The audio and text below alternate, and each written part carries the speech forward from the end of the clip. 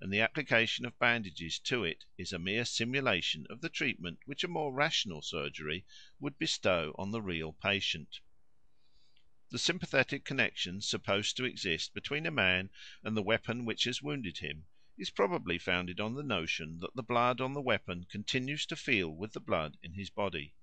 For a like reason the Papuans of Tumleo, an island off New Guinea, are careful to throw into the sea the bloody bandages with which their wounds have been dressed, for they fear that if these rags fell into the hands of an enemy he might injure them magically thereby. Once, when a man with a wound in his mouth, which bled constantly, came to the missionaries to be treated, his faithful wife took great pains to collect all the blood and cast it into the sea. Strained and unnatural as this idea may seem to us, it is perhaps less so than the belief that magic sympathy is maintained between a person and his clothes, so that whatever is done to the clothes will be felt by the man himself, even though he may be far away at the time. In the Wotjobaluk tribe of Victoria, a wizard would sometimes get hold of a man's opossum rug and roast it slowly in the fire, and as he did so the owner of the rug would fall sick. If the wizard consented to undo the charm, he would give the rug back to the sick man's friends, bidding them put it in water, so as to wash the fire out. When that happened, the sufferer would feel a refreshing coolness and probably recover. In Tana, one of the New Hebrides, a man who had a grudge at another and desired his death would try to get possession of a cloth which had touched the sweat of his enemy's body. If he succeeded, he rubbed the cloth carefully over the leaves and twigs of a certain tree, rolled and bound cloth, twigs, and leaves into a long sausage-shaped bundle, and burnt it slowly in the fire. As the bundle was consumed the victim fell ill, and when it was reduced to ashes he died. In this last form of enchantment, however, the magical sympathy may be supposed to exist not so much between the man and the cloth as between the man and the sweat which issued from his body. But in other cases of the same sort it seems that the garment by itself is enough to give the sorcerer a hold upon his victim. The witch in Theocritus, while she melted an image or lump of wax in order that her faithless lover might melt with love of her, did not forget to throw into the fire a shred of his cloak which he had dropped in her house. In Prussia they say that if you cannot catch a thief, the next best thing you can do is to get hold of a garment which he may have shed in his flight, for if you beat it soundly the thief will fall sick. This belief is firmly rooted in the popular mind. Some 80 or 90 years ago, in the neighbourhood of Berend, a man was detected trying to steal honey, and fled, leaving his coat behind him. When he heard that the enraged owner of the honey was mauling his lost coat, he was so alarmed that he took to his bed and died. Again, magic may be wrought on a man sympathetically, not only through his clothes and severed parts of himself, but also through the impressions left by his body in sand or earth. In particular, it is a world-wide superstition that by injuring footprints you injure the feet that made them. Thus the natives of south-eastern Australia think that they can lame a man by placing sharp pieces of quartz, glass, bone, or charcoal in his footprints. Rheumatic pains are often attributed by them to this cause.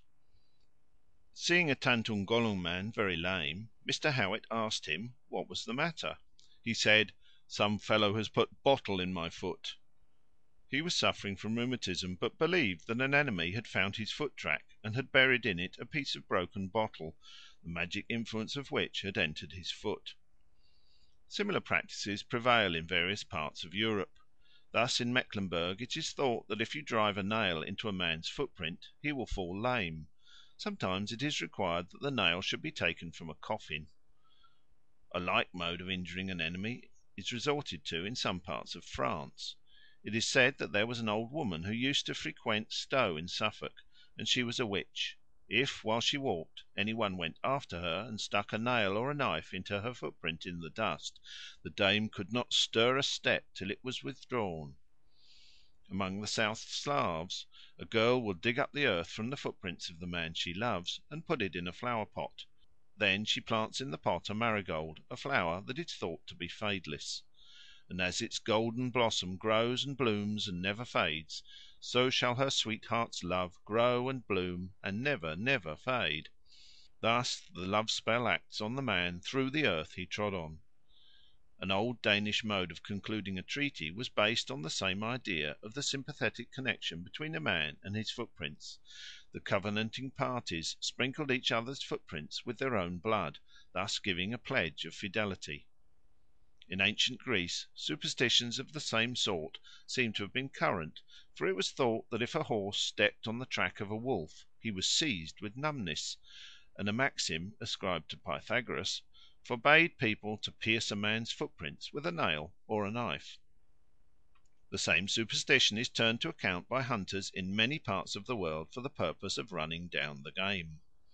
Thus a German huntsman will stick a nail taken from a coffin into the fresh spoor of the quarry, believing that this will hinder the animal from escaping. The aborigines of Victoria put hot embers in the tracks of the animal they were pursuing. Hottentot hunters throw into the air a handful of sand taken from the footprints of the game, believing that this will bring the animal down. Thompson Indians used to lay charms on the tracks of wounded deer. After that they deemed it superfluous to pursue the animal any farther that day, for being thus charmed it could not travel far and would soon die. Similarly Ojebway Indians placed "medicine" on the track of the first deer or bear they met with, supposing that this would soon bring the animal into sight, even if it were 2 or 3 days' journey off, for this charm had power to compress a journey of several days into a few hours.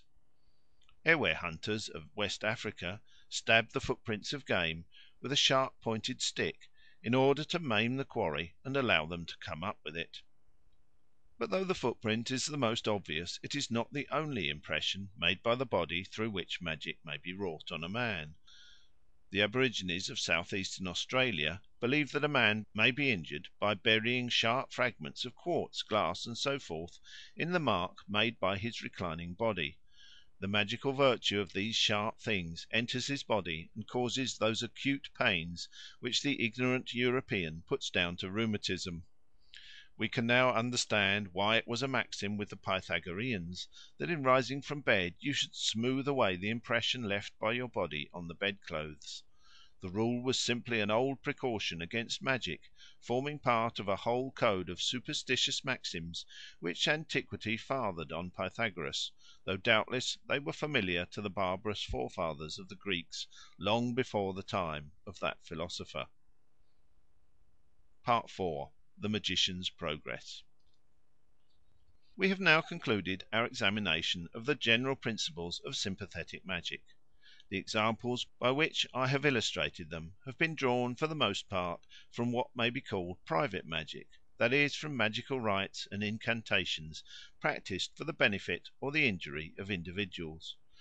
But in savage society there is commonly to be found in addition what we may call public magic, that is, sorcery practised for the benefit of the whole community. Wherever ceremonies of this sort are observed for the common good, it is obvious that the magician ceases to be merely a private practitioner and becomes to some extent a public functionary. The development of such a class of functionaries is of great importance for the political as well as the religious evolution of society. For when the welfare of the tribe is supposed to depend on the performance of these magical rites, the magician rises into a position of much influence and repute, and may readily acquire the rank and authority of a chief or king. The profession accordingly draws into its ranks some of the ablest and most ambitious men of the tribe, because it holds out to them a prospect of honour, wealth, and power, such as hardly any other career could offer. The acuter minds perceive how easy it is to dupe their weaker brother and to play on his superstitions for their own advantage. Not that the sorcerer is always a knave and impostor; he is often sincerely convinced that he really possesses those wonderful powers which the credulity of his fellows ascribes to him. But the more sagacious he is, the more likely he is to see through the fallacies which impose on duller wits. Thus the ablest members of the profession must tend to be more or less conscious deceivers, and it is just these men who, in virtue of their superior ability, will generally come to the top and win for themselves positions of the highest dignity and the most commanding authority. The pitfalls which beset